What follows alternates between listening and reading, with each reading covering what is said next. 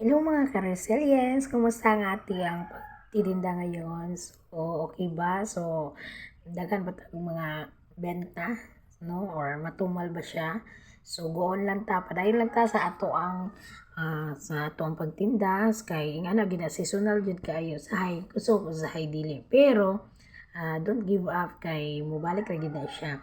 Anyways, mga ka-resilience, so mao na siya gikan pa ko sa ako ang pamalingke and muna siya paabot sa balay.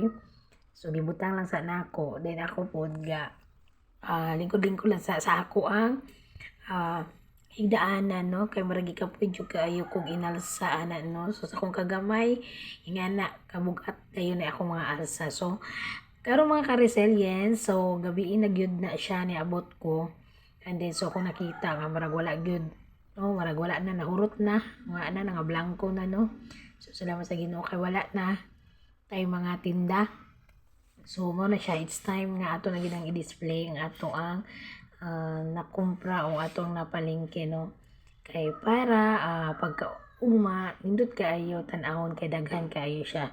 So mga resilience, so mo na siya ato lang i-view ato ang ato ang gamay nga tindahan, no. So mo ni siya ato ang tindahan. So kailangan na nato butangan kay marag nga upaw na gyud siya.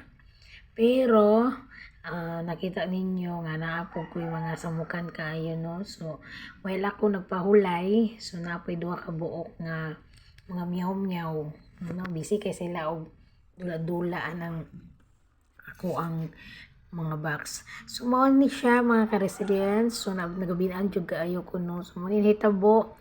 So katong mga nangawala na yung mga sulod, so paper na akong gigamit sa una, kanang stapler ang gigamit. But now ako siyang gilisan og kanang naay hook bitaw, kung ng plastic hanging strips ang tawag niya.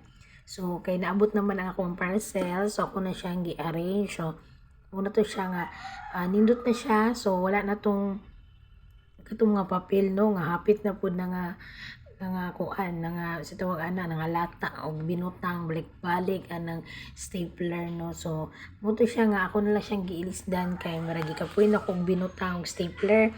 Tinusahay sad kung atong tang stapler mawala ang iyang hangin. So mo na nga nakununa akong mag-order og parcel. So mo na to siya, nabot na gid siya ug ako nang gi-plaster.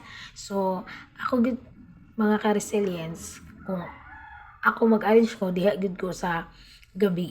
So manging-ani nga orasa or mga 11 mangingana jud ko mo trabaho. So marag nag-overtime jud ko perminti kay para pagkaugma nindot na tan-awon ng ato ang mga paninda. So ingana ko kakuan while nagtrabaho, so nag-double time sad ko pag-abot og gabi naga-arrange sad ko sa ako ang mga paninda kay para nindot po siya pagkaugma altaw. Para na ako ma-update karon mga ka-resilience, please follow and share.